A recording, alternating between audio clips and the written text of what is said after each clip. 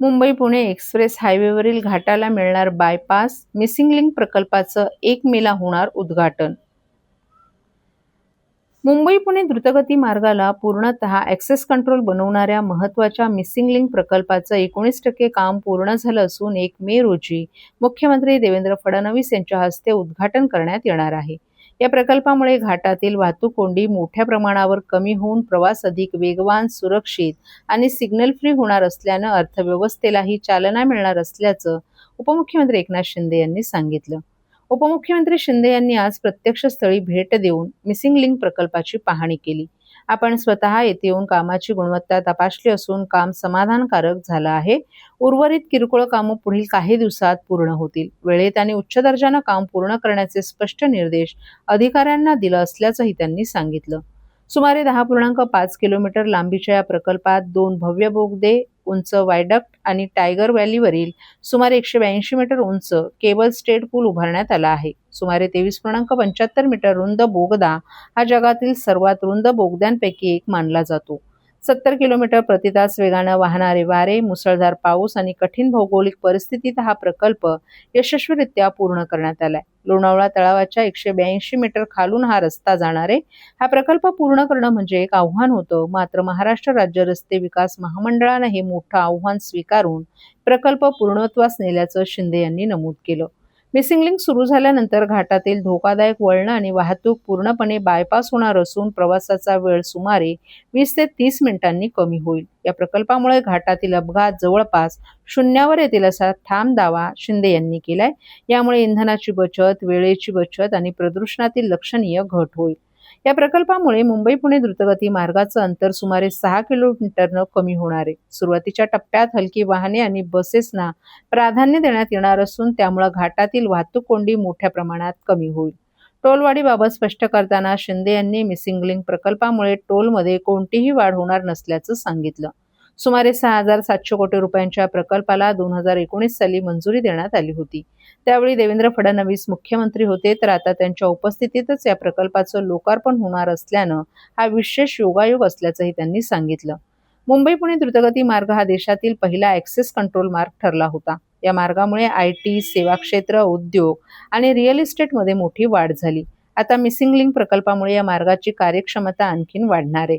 अशा प्रकारचे प्रकल्प हे केवळ रस्ते नसून राज्यांच्या अर्थव्यवस्थेला गती देणारे असतात. कनेक्टिव्हिटी मजबूत असेल तर उद्योग, IT सेवा आणि क्षेत्र तसंच रोजगाराच्या संधी मोठ्या प्रमाणात वाढतात, असंही शिंदे यांनी सांगितलं. असताना MSRDCने हे चॅलेंज स्वीकारून हा टनेल आणि वायडक्ट पूर्ण केलेला आहे. खरं म्हणजे 2019ला ॲक्च्युअल याला मान्यता वगैरे मंजुऱ्या त्यावेळेस देवेंद्रजी मुख्यमंत्री होते आणि त्यावेळेस मी MSRDC माझ्याकडे होतं आणि उद्घाटनाच्या वेळेस देखील देवेंद्रजी मुख्यमंत्री आहेत आणि MSRDC विभाग माझ्याकडे आहे. त्यामुळे हा योगायोग आहे आणि अतिशय पुणेकरांना आणि मुंबईकरांना वेळ वाचवणारा या टनेल आणि वायाडक्टमुळे आज आपण जर पाहिलं तर अर्धा ते पाऊण तास हा वेळ कमी होईल आणि घाट सेक्शन जो आहे तिथली वाहतूक कोंडी पूर्णपणे दूर होईल. इंधनाची बचत होईल, वेळेची बचत होईल, प्रदूषण कमी होईल. त्यामुळे खूप मोठ्या प्रमाणावर जसं मुंबई पुणे एक हा जो प्रकल्प त्या काळामध्ये हिंदुहृदय सम्राट बाळासाहेबांच्या संकल्पनेतून MSRDCचे तत्कालीन मंत्री आता केंद्रीय मंत्री नितीन गडकरी साहेबांनी त्यावेळेस केला आणि त्यावेळेस देखील आपण पाहिलं की हा फक्त मुंबई पुणे रस्त्यामुळे जे डेली अपडाऊन लोक करू लागले.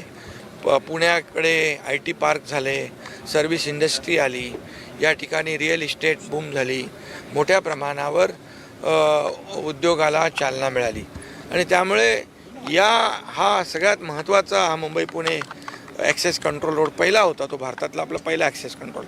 नंतर आपण समृद्धी महामार्ग केला.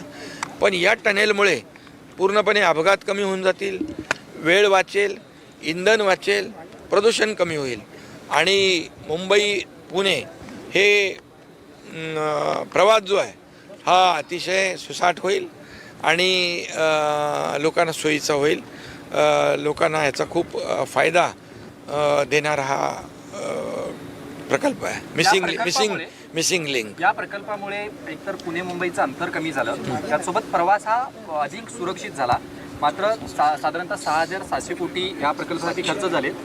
टोलच्या बाबतीत काही धोरण असणार आहे का? टोल वाढणार आहे का या सगळ्या? वाढवला जाणार आहे का या बाबतीत? कारण जो खालापूरला जो टोल नाका आहे या टोलमध्ये काही वाढ होणार आहे का?